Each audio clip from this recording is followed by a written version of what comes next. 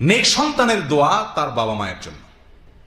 বাবা মার মৃত্যুর পরে যদি নেক সন্তান থাকে, ভালো আমলকারী সন্তান থাকে, এমন সন্তান থাকে যে সন্তান নামাজি, কালামি, দিনদার, তো তার দোয়াও ওই বাবা মার জন্য আল্লাহ কি করেন? কবুল করেন।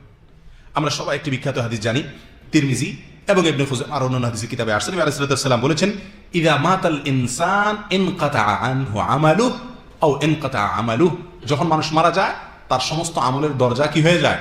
বন্ধ হয়ে যায়। কিন্তু তিনটা দরজা কি থাকে? খোলা থাকে। তার ভিতরে একটা হলো ওয়ালাদুন সালেহ ইয়াদউ লাহ, নেক সন্তান যদি সে রেখে যায়, আর সে সন্তান যদি তার মা বাবার জন্য কি করে? দোয়া করে, তো এই দোয়া তার উপকারে আসে। বুঝা গেলে এই দোয়া কি হয়? আল্লাহর কাছে কবুল হয়। তাহলে যদি দুনিয়াতে নেক সন্তান রেখে যেতে পারি, তাহলে সেই দোয়া আমাদের জন্য কি হবে? ইনশাআল্লাহ কবুল হবে। আর আমরা যদি নিজেরা নেক থাকার চেষ্টা করি, আর বাবা মা দুনিয়া থেকে যে থাকেন তাদের জন্য দোয়া করলে সেটাও কি হবে? ইনশাআল্লাহ কবুল হবে।